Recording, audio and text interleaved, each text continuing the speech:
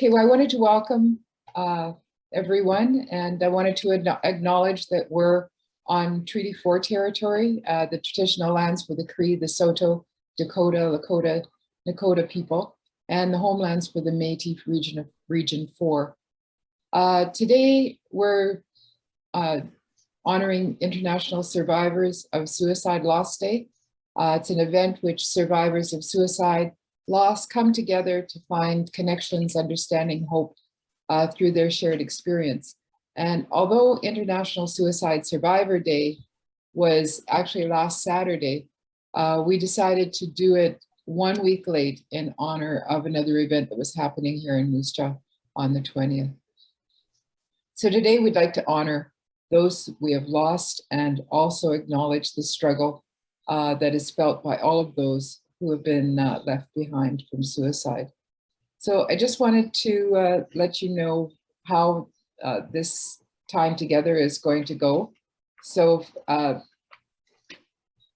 Della's going to begin by doing the memory circle for loved ones. And if you have a picture or an item that you want to be able to show us that reminds you of that person, then you're welcome to show it to us. Priscilla is going to speak after that, and she's going to be speaking about strategies and how the healing circle will help us in this struggle that we have. Joyce is also going to share some experience that she's experienced through the loss of her husband. We're hoping that you're going to leave your question and answers until after for both of the speakers. That's our hope. If you put it into chat, then we'll bring it forward at that time.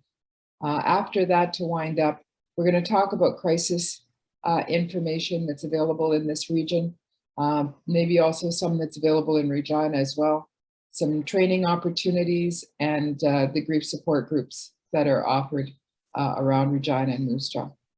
So I think we should get started. So we'll start with the memory circle. Thank you, Donna, so much. Well, today, each of us comes honoring a very precious person, a person you loved with your whole being. And before we enter into presentation time, we want to lift up names of beloveds that we hold in our heart and invite you to share a picture or a symbol of them. And so I will just invite, as is on the circle, and Michelle, I don't know if you're able to name your person in the chat or have a picture, but I'll ask Joyce if you'll start, please. Okay, I'm here. I'm honoring my husband, Gordon, who died in 2016, and there's his picture. Beautiful picture of him. Thank you so much. Donna, do you carry anyone on your heart as you enter into this time? Yes, a co-worker. He was someone who had PTSD, and he was also a leading person in bringing that forward within Saskatchewan. I don't have a picture of him, but I hadn't seen him for a number of years. He struggled towards the end of his work life with us, but I went down and he was working down south of Swift Current. So I got to see him within a few months of his suicide, it was so nice to see him. He was so well at that point. Thank you. Thank you. Priscilla, do you have any specific names that come into your heart today? Yes, actually a lot of losses. I've been affected by suicide quite a bit, but the person that I always hold in my heart is my children's father, who was dealing with alcohol, and he hung himself. He died by suicide. And it's been many, many years, been over 30 years, but always I'll carry him in my heart. Absolutely. Thank you, Priscilla. Michelle, did you want to name? Michelle has sent a chat. She said, I'm here in memory of my uncle who struggled with mental health issues his whole life. Ah, right on. Thank you, Michelle, so much for sharing that. And I come in personal, an Uncle Marsden died by suicide, and cousin Justin died by suicide. And as a funeral celebrant, I play the role of facilitating ceremonies, and I honor every person that I have walked with their family in memory. And as the facilitator of the Survivors of Suicide Support Group here in Moose Jaw, I think of all of the families that I represent in supporting them. And so today, as opposed to pictures or names, I light this ball of light, and I light it in memory of all that we hold in our hearts who are gone too soon, who lost sight of hope. And I want to honor all hearts who are grieving and mourning the loved ones. And we recognize that this isn't something in our grief or loss that we get over. We never do. We always hold them. We hold them as light and love in our hearts. And so today we honor that. And I thank you for taking this time in the memory circle to do so. Bless you.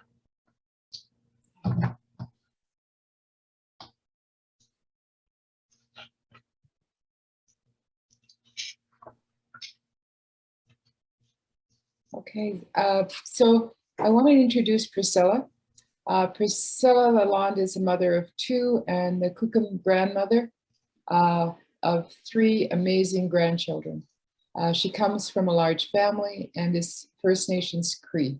Priscilla resides in Peace River, Alberta, which is in the Treaty 8 territory and the Métis Region 6.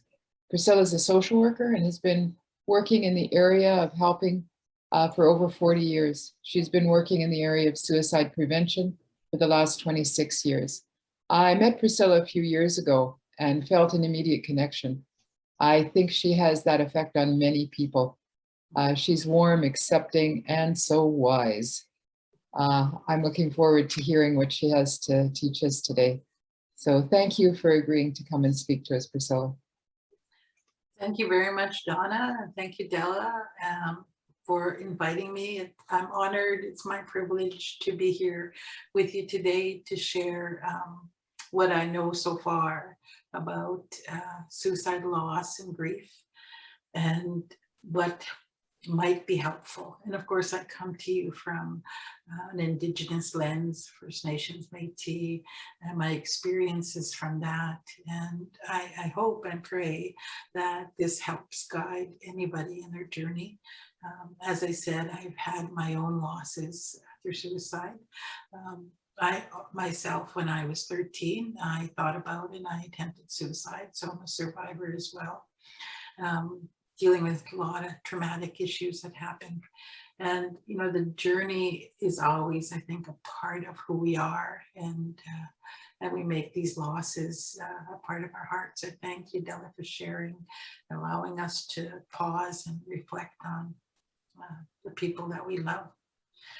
So I am going to put up a little PowerPoint. I'm a visual person. I like to see things as I speak. I also want to start my timer because I want to make sure I don't speak for too long. Okay, I'm ready to share the screen.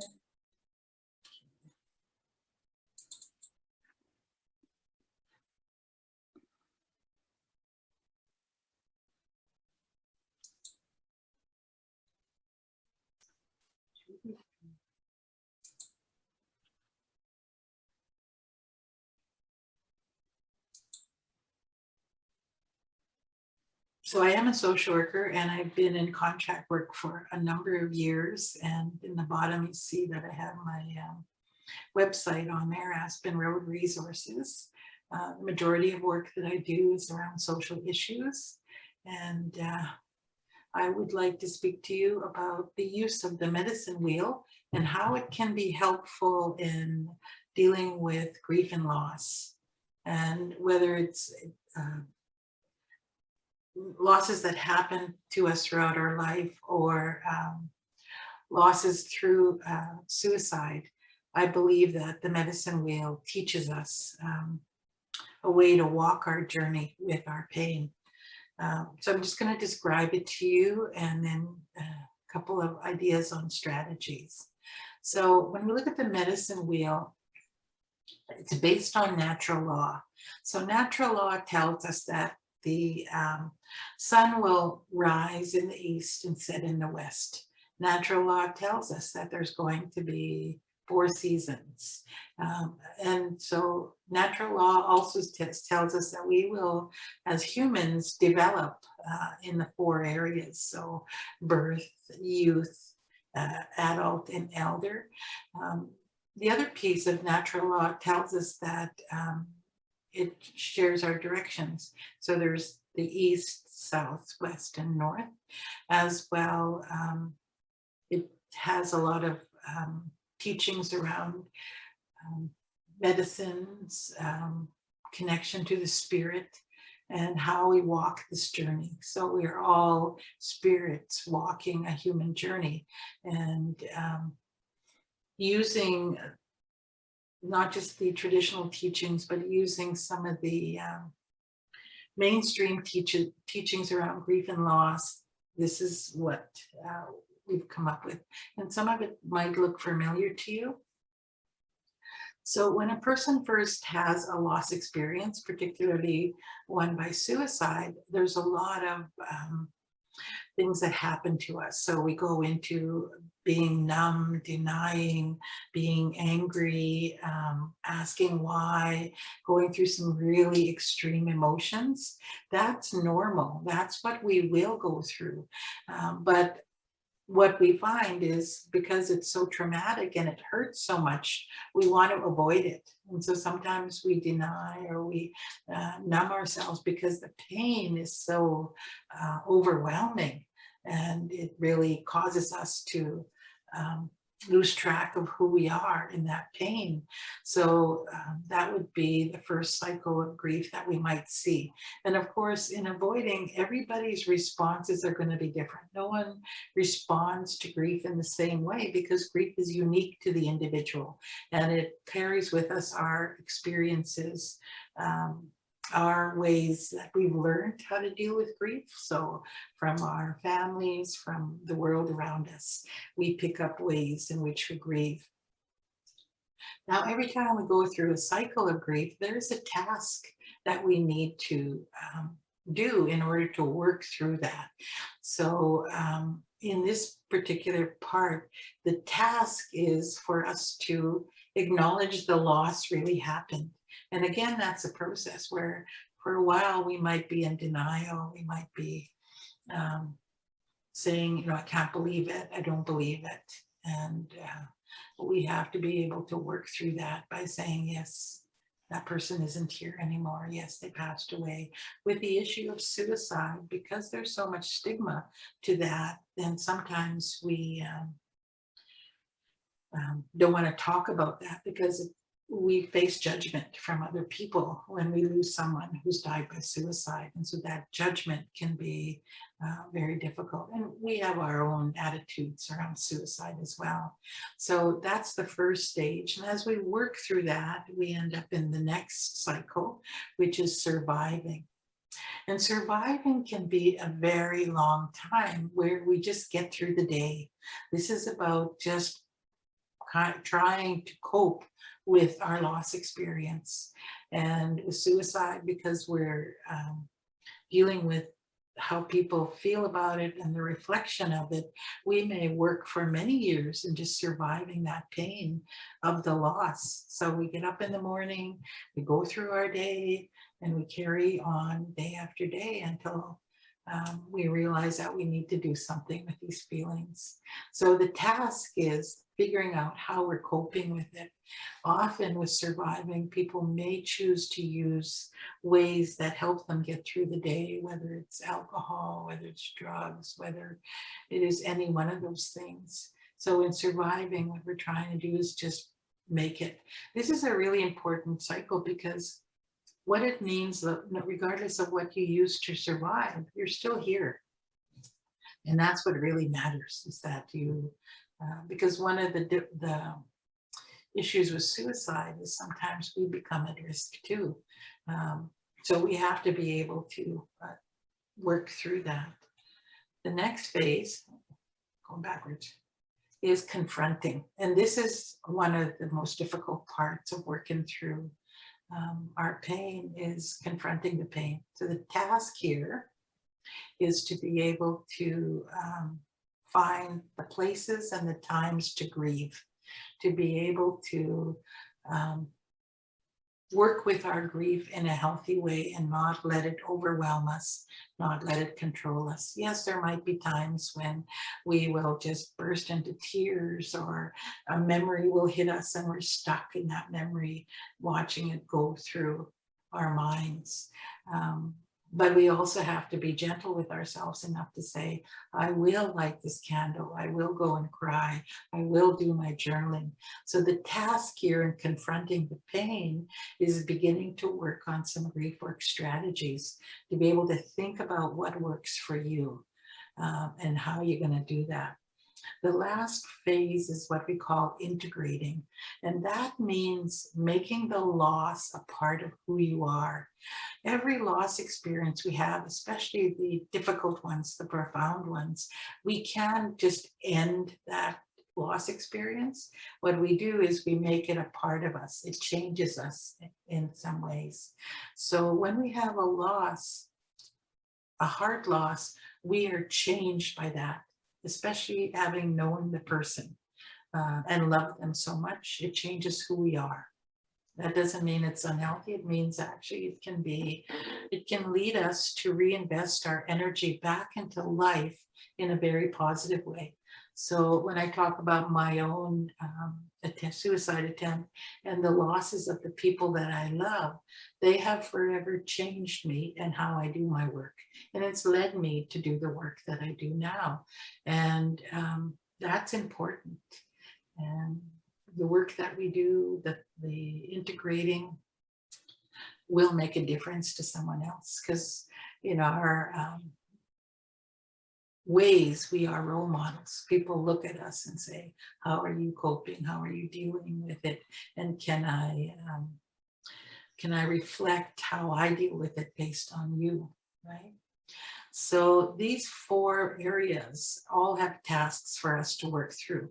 Now, it's a circle, it's not linear. So we move back and forth within the model. So we might be avoiding, go to surviving for a while, go to confronting, integrating, and have to go back. And there's no time limit. So it can be a long time as you're working through it. So being really gentle with yourselves on your pain and how long it takes for your pain to work through that really difficult loss. So each phase in avoiding, we want to acknowledge the loss really happened. In surviving, we have to recognize the ways that we're using to cope. In confronting, we want to be able to confront the pain and use our grief work. And then in integrating, we want to reinvest our energy back into life and make that loss a part of who we are. So you move back and forth within this cycles of grief. So when we understand sometimes where we're at in our grief, it'll help us to know where we need to go next, what some of our options are. But we also can be gentle with ourselves and know that we can stop for a while and then go forward and do the work we need to do. So the lessons that I've learned, and the research that I've done around bereavement is some of this. So the grief work we do is up to us. Our grief is unique, and we choose where, when, and how we're going to grieve.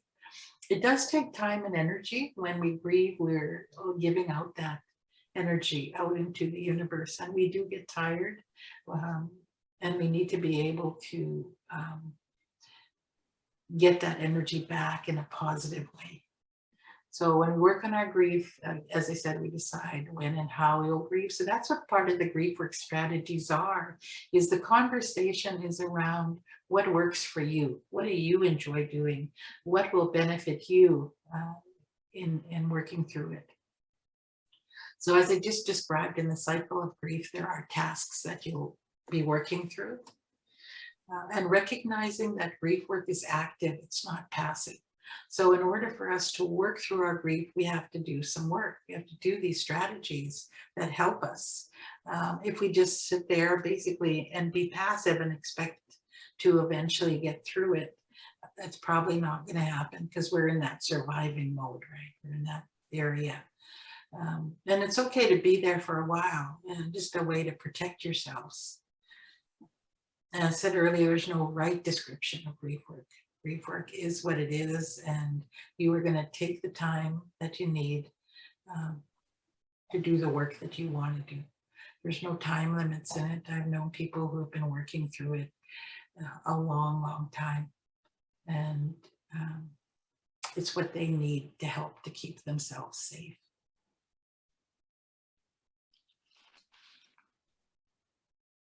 So in caring for yourself and thinking about the grief work strategies, some questions that I would ask you to think about is, who are the people standing next to you as you walk this journey?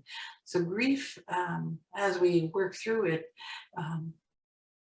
the best thing to do is to communicate with people, to talk about where you're at, how you're feeling.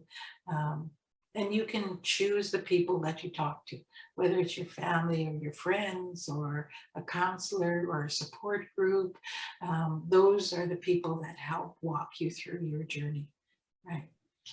You will figure out who you trust and reach out to them and let them know what you need from them. When I was dealing with my grief, sometimes people would try to problem solve for me. Oh, you should do this, this, and this. And that's not what I wanted. So I had to learn to say to people, I just really need someone to listen to me.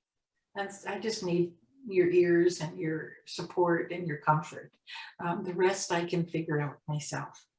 So really letting people know what you need. So all of us have things that we may have done before the loss, or things that helped us to feel good about ourselves, moments of happiness. And it's okay to be happy as you're grieving.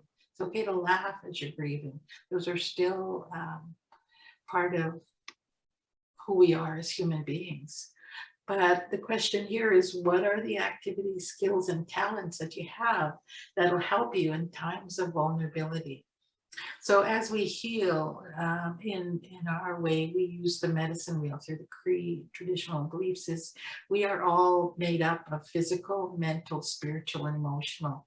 And so when we think about the activities, skills, and talents, we use that as part of our strategies to help us heal. So if we're using a support group or a talking circle, those are beneficial, and they can meet the mental part of yourself, the spiritual, the emotional. Journaling, if you're thinking that's something that you enjoy doing. Physical is walking. Sometimes when I feel overwhelmed and stressed out, or I feel pain coming as I'm reflecting on my losses, I'll go for a walk. I will walk and use that positive energy to help guide me. Of course, in spiritual, you may decide to use your own beliefs, whether it's a higher power of some kind, or nature, or anything like that. So you draw a circle and you put physical, mental, spiritual, emotional in those quadrants, and then you begin to fill it up with the things that you want to do. And then you can choose when you want to do them. Sometimes you may just for one day choose one thing, but other times you may have the energy to do more than that, right? So maybe emotional, you're working on that one day, but you're also taking care of yourself. Maybe in physical, you're working your body to be healthy. And physical also means getting enough sleep, whatever is enough sleep for you. For me, I need 7 hours sleep. Other people need 5, other people need 8. You choose what that is, but and food. Food is fuel for our body. So we need to be able to eat healthy as a way of taking care of ourselves, but it allows us to have the energy to do the mental, spiritual, emotional work. So each aspect of who you are is connected to each other. You need each of it in order to be balanced, to strive toward balance, but to work toward health. And when we're talking about grief work, it can be really effective in building those strategies around walking your journey in a healthy way. So this is actually my last slide, but the strategies here are just general, and it's meant for you to think about. These are the things I could incorporate into dealing with my loss experience, and writing it down and having a visual idea. I do recommend sometimes creating some vision boarding as well, where you can have a picture if you're a visual person, being able to put it up so you know what it is that you want to do. And if you have that person in there, it's a way to honor that person's memory as well. I tend to talk with my children a lot about loss, suicide loss, as well as honoring those special moments throughout the year where they need to think about and grieve over their loss, as well as mine. I have been talking for 18 minutes, and I think it's time for me to stop. So I'll leave it at that. I'm going to stop share and turn it over to Della. Thank you very much for listening.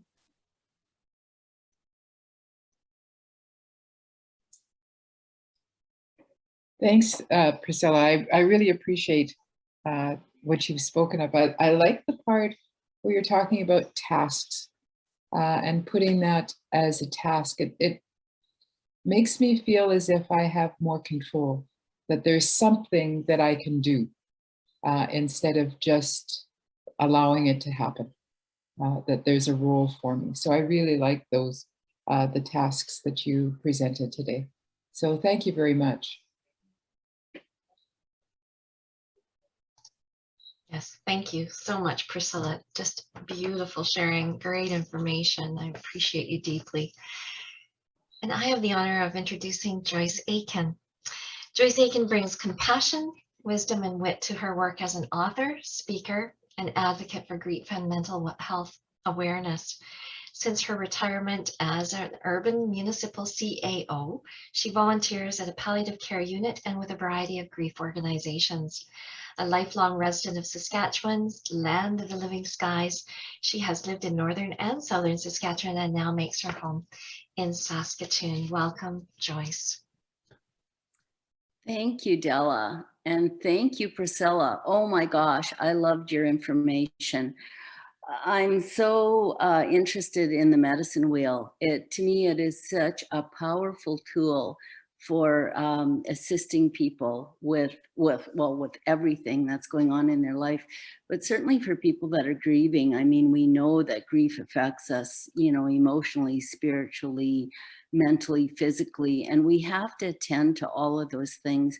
And I just love that the medicine wheel is, lends itself to self-direction, that there's the tasks. I love the way you explained the tasks, that we can't just be passive about grief.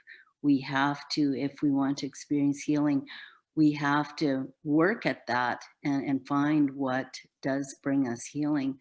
Thank you so much for that, Priscilla. I guess, thinking about what are some strategies that have served me well in trying to move forward with my own healing journey.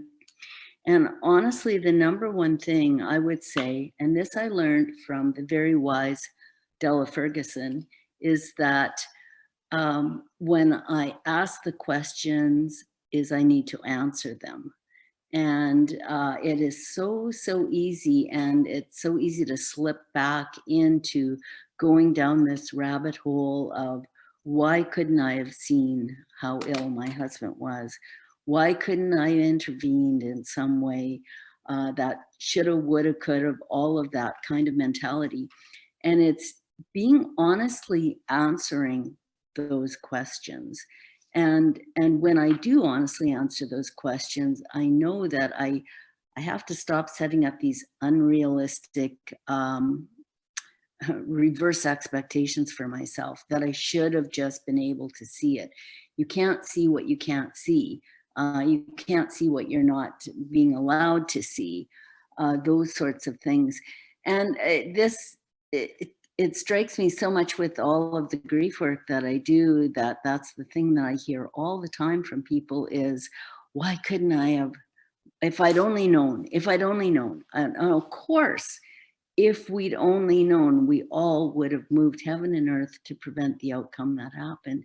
But it's impossible to know sometimes. And so we have to look at that realistically. And for me, I have to always, whenever I find myself going down that path, is to look at that realistically and say, how could I have known anything more than what I knew? It's just not possible. And to focus on the things that I did do, you know, that were helpful, and you know, through my husband's struggles. And yeah, a big part of being kind to myself in realizing that just because we wish the outcome was different, we can't just you know, make that happen. And thinking of different ways that could have happened is not very helpful in most ways. That's the biggest coping mechanism for me, I think, is just being honest about that, because it's so easy to blame ourselves and look to ourselves to see why couldn't we have somehow made this outcome different. And that's just not very realistic. I would say that that's my biggest strategy, is that, you know, it's that guilt regret, that balance of guilt and regret, right? And we all have regrets. We have regrets over all sorts of things, which I really believe we can live with regret. But guilt, that is the thing that destroys us. And for me, is the thing that I have to work on the most all the time. It's interesting talking about even today, Suicide Survivors Day. I don't somehow wish we could come up with a different word than survivor. I'm not keen about that word survivor. I don't like labels very much. And somehow survivor almost has a negative connotation to me. I'm always trying to think of a different word for that. I'm not sure, but, you know, going back to the medicine wheel, and, you know, what Priscilla said about integrating and making loss a part of who we are. I want it to be, I don't want to be defined by the fact that I survived a suicide loss. I do not want to be defined by that, but trying to make have some positive meaning come from that. And yeah, I think that I'm really going to try to think in this next year of a new word other than survivor that perhaps might be more positive. I don't know. I don't know how other people feel about that word. But to me, it never feels totally positive. Words matter, don't they, Joyce? Yeah, and how we define ourselves. I think that's all that matters, is how do I want to define myself? Yeah, it's a great question. What's a better word that serves your heart better? Yeah. Anything else on your mind? Thank you. That's about it. Thank you so much, Joyce. I really appreciate that insight of what has served your heart. And as an observer, I've seen quilting was a surviving technique back in the beginning, and you've been so honoring of sharing the gift of your craft in our journey to hope. You know, as we are raising awareness, and you helping with that fundraising. And can I mention that your writing, right? I think that's been a strategy for you too, hasn't it? To put your heart on paper, Absolutely. um, Yes. and raise up those things that you found were missing, and that's, I think that served your heart as observing you. Yeah, Mhm. you've done a lot of work. You've been very active in your personal grief process, and so open about that. That makes such a difference. So thank you for being that today, being so honest and open and courageous. I think it takes such courage to speak one's truth from their heart when it comes to something so personal as our loss. So thank you, Joyce, so much for that. Thanks, Stella. This is a point where we have questions. And so I don't know if Michelle, if you had any questions that you have shared or written that Donna might have noticed. I want to. Oh, I was going to say, or comments. It doesn't have to be yes, a question. exactly. I want to comment on a quote that that you said, Priscilla. It just jumped out at me. Pain causes us to lose track of who we are. That's a powerful statement. And that's something I observe so much. I've had people say, I lost a sense of who I am. And, I actually worked really hard to become who I was. And I'm so sad to lose that sense of that. And so thank you. That was just a quote that really resonated.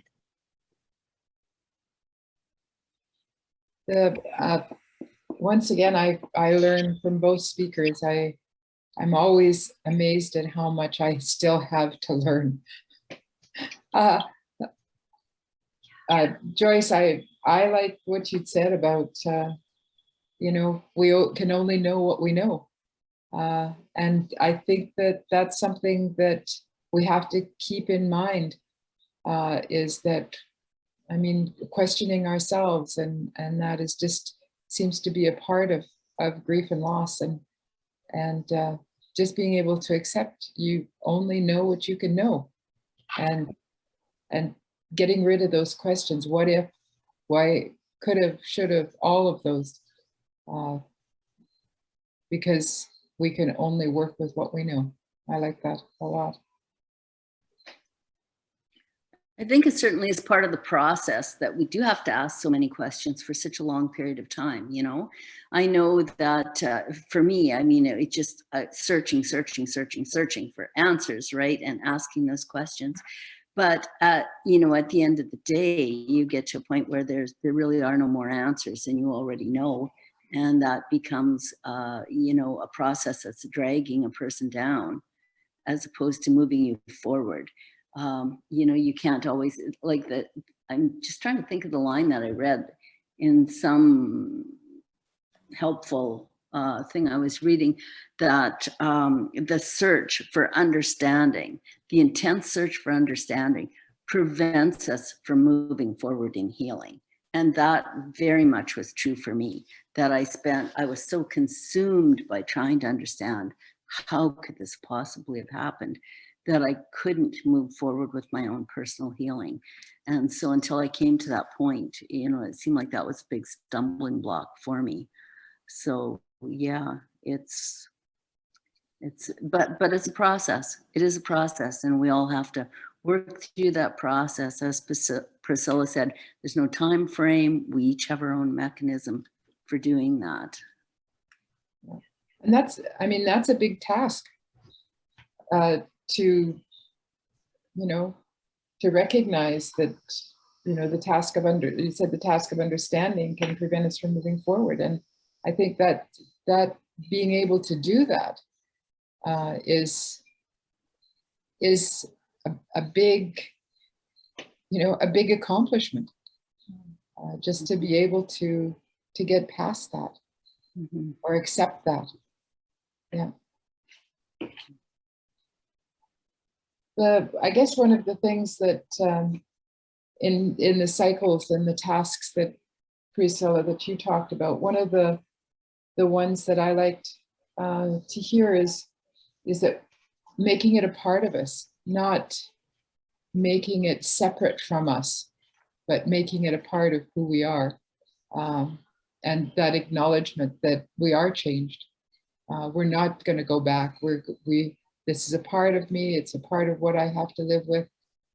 It's a part of who I am now. And just being able to move forward, knowing that and accepting that. I think that's really, really important. Yeah, I often have people say, well, I thought there was supposed to be like, you have a loss and then it ends eventually. And, you know, and knowledge is power. The more people understand that it's not the way it works, you know, it's like asking you to forget the person you loved, right? It's always going to be a part of who you are now. And you're changed. You're not the same person you were before the loss. And that's okay, right? Thank you.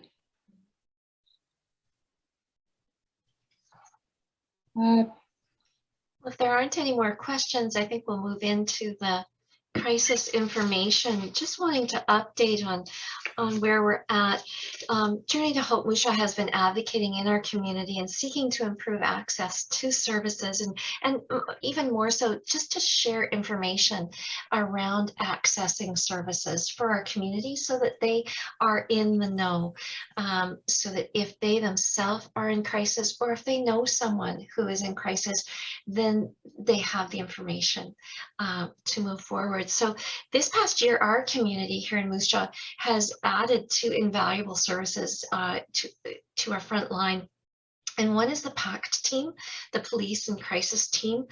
They actually added a full team to the so we have two teams right now working together, police and the SHA mental health and addictions.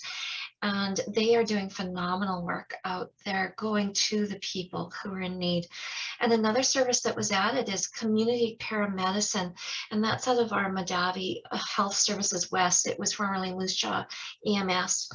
And again, through a call to 911, the dispatcher then discerns the need and sees if for the PAC team, if it's during the day hours, often they work between 7 and 7 or 7 a.m. to 9 p.m.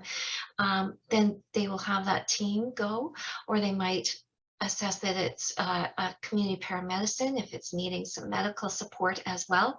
And these have been proving to be absolutely amazing supports in our community, offering that bridge that gets people into the system in a very gentle way, with the supports needed. And so as much as we have our daytime, our mental health and addictions is available during that 8 to 5, they're a call away. We also have these services, and then of course the ER, but these are services that can help people enter it through the ER process and towards the mental health supports. And so we're really grateful for that. And we have business cards that we've created that has this information. We had some before and we've updated that information, and we are right now getting those out into our community so that again people are aware. So we just wanted to share those updates with you. Donna, you're going to share some training opportunities. And you're There, now you can hear me. We do have some training opportunities that are available. If anyone is interested in taking some of this training, you can reach out to Journey to Hope. You can go to their Facebook page, or you can email Della if you have that information. You can also access it through the CMHA Hope Learning Center in Regina, if the location in Regina is easier. And Saskatoon, again, it would be Saskatoon CMHA that has these trainings running. So the trainings that are available is the START program, which is an online program. It's a 90-minute program that you can do over a 60-day period. Again, you can reach out through to get that in any of the different communities. Safe Talk, that's a face-to-face, it's 3 hours. And you learn how to identify somebody who has thoughts of suicide, how to ask them, and then what to do if they say yes. So it breaks down a lot of the myths and a lot of the just the stigmas around suicide. Assist is the 2-day program. That's a face-to-face. It's 2 days. And you learn how to do the full intervention, right from identifying someone right through to the development of the plan and how to assist them in their struggle. Tattered Teddies, Tattered Teddies is face-to-face and Small Talk is online. It's for adults that work with children under the age of 12, where the children have suicide ideation and behavior. We also have the Straight Talk, which is the face-to-face, and the Looking Forward, which is online. And those are for adults that work with children, youth, young adults between the ages of 12 and 24. And so it's for the adults that work with those groups. We also have Mental Health First Aid, which is also face-to-face. And it's 2 days of training, and you learn mental health and addictions, you learn mood disorders, anxiety, and psychosis. And each one of those modules, you also get an opportunity to practice. So those are the ones that we feel, and we support those through Journey to Hope. So if you are interested in taking any of these, just reach out through Journey to Hope, and we'll put your name on a list and make sure that you're notified once we have one of these set up. Thank you so much, Donna. Next, I just want to highlight the grief support programming that we offer here in Moose Jaw, and that is our Survivors of Suicide Loss Grief Support Group, which right now currently is running via Zoom. And so they are the third Wednesday of each month, and they're at 7:30 p.m. And just the email Della@jonesparkview.com is how you can access the link. And once you are registered with that, then each month you get the link and the handouts for that session. And so we have that grief support group. And in Regina, out of the Caring Heart Center, you can find grief support systems that are also available. And I've heard some excellent supports available there. So I encourage people in that area. And Joyce, in Saskatoon, is there any survivors of suicide loss support groups in Saskatoon that you're aware of? There is, and it's run through the Edwards Center, but they don't meet in person. They're also meeting by Zoom. I've never actually participated in it because I still like to dip into survivors of suicide, the programming that you're doing. So, but that is going on virtually here. Mm-hmm. Awesome, thank you. And I think I said, did I say the third week of the month? It's the fourth week of the month that sorry, I think I said third. And I said third because December, it's the third week of the month. So Survivors of Suicide Loss Group in Moose Jaw is the fourth Wednesday of each month at 7:30. All right. I just want to ask our speakers, is there any last words of hope that you would like to share before we draw things to a close? Just your final words of hope. Joyce, what comes to your mind? It's difficult, especially in this season, you know, we get bogged down in, it's difficult to find hope, but there is, you know, I mean, I even look, when I just look back on my own journey, that I thought it would be impossible to survive the grief of the loss of my husband. But I mean, I have survived, and it is possible. And there are many days where there's joy in my life. You know, it's different, but there still is much joy for everyone, regardless of, you know, what their situation is. So sometimes that's very, very hard to see, but it's there, you know. Eventually those color starts to seep back into a person's world. I mean, when you think that it's going to be gray forever, but it's not. And I think that's the miracle of healing And, you know, we're not hardwired to stay in a desperate emotional state forever. We're not. And healing does creep in a number of ways. And there's so much support out there. There is so much support that people can access and look for. And so there's no reason for people to journey alone. That, I guess that's what I would say is, where people need to just reach out, find the support that works for them. That's awesome. Thank you so much, Joyce, for those thoughts. Priscilla, your words of hope for us? You know, thinking about hope, I would say that, you know, the three of you represent hope as well as myself, you know, by working together to offer opportunities for people. Michelle being here, that's hope.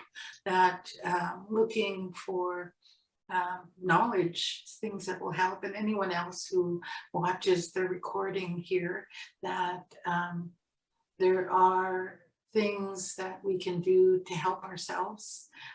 But I would also add that part of hope is also be gentle with ourselves, is, you know, not beating ourselves up and saying, I'm doing the best I can with what I have. One of my favorite things I used to say to myself when I was working through my loss is, you know, I may not be perfect, but parts of me are excellent, and I'm going to work on those parts of me. So That's awesome. I also want to say hi, and thank you very much for allowing me to be here today. Thank you so much, Priscilla. Donna, do you have any words of hope you'd like to end with before I close? I think recovery is a struggle. Recovery is hard, but we can come out a person that will be there to support the people around us in the future. We can share our skills, we can share our knowledge, we can share our realization, and we can be that example that you can, like Joyce said, you can come out of it at the end. And it's okay when you're struggling and when you're grieving to laugh. It's okay to have fun. It's okay to feel joy. We don't need to feel guilty about that. That's part of healing. That's part of the process. Thank you so much, Donna. Well, I want to thank everyone for being here. The gift it is, the gift in presence, and the gift it will be as we have this recording shared for others who are journeying and in the safety of their home can process. I want to thank you for showing up for yourself and for each other. As we close this session, we hope that you will give yourself permission to grieve, to mourn, that you will allow the process, to reach out for support as you need, to listen to your soul. We honor the fact that each day has its ebbs and its flows on this grief journey. And we are so aware that Christmas is such an amplifier of loss, and we are in that season. And so please be gentle and patient and kind to yourself. And I'm going to close with words that our friend Lori shared with us last year. If you can't fly, then run. If you can't run, then walk. If you can't walk, then crawl. Whatever you do, keep moving. So peace to each of you, and thank you.